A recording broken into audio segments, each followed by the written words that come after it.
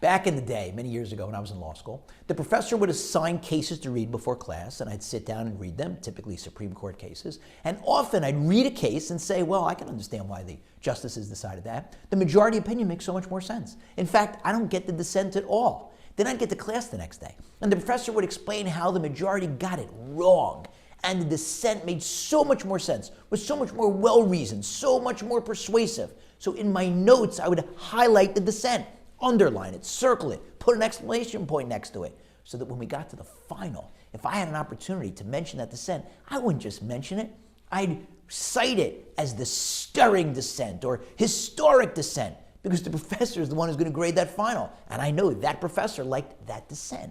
Why am I telling you this story? Because there's something fascinating and similar right at the beginning of the Parsha. The Parsha that contains so many laws right at the beginning. The first passage, God tells Moshe to set the laws before them. And Rashi says that's telling Moshe, don't be satisfied with just teaching us the laws 2 or 3 times. Instead, you got to really exert yourself and make sure that we really get it, we really understand it, like someone sitting at a table before a meal, with the meal set out before them. When you sit down at a table, the hard work's been done already, the food's been prepared. You just sit down and you eat.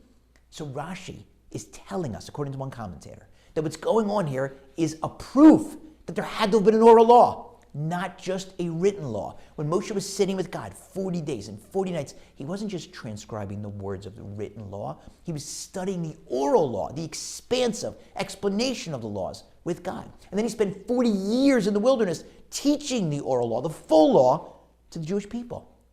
The written law are the notes. If you went back to my law school notes and you tried to construct the class to figure out what the professor had said, you wouldn't be able to do it.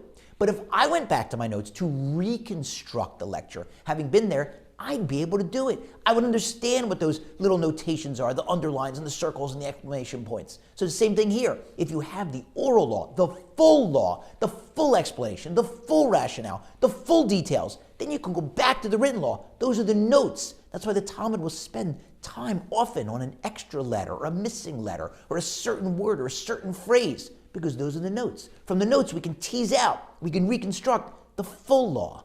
You'd never figure this out on your own if you just had the written law. If you live 3 miles away from a shul, you'd figure, well, let's see. The Torah says that for 6 days I can work, and on the 7th day I have to rest and not do any work. So you'd assume getting in your car and driving the 3 miles, 5-6 minutes, that's rest, that's not work.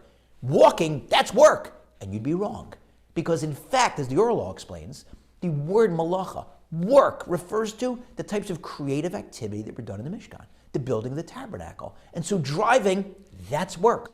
Walking, even 3 miles, may be exhausting, but it's not halachic work. So you have to walk, not drive.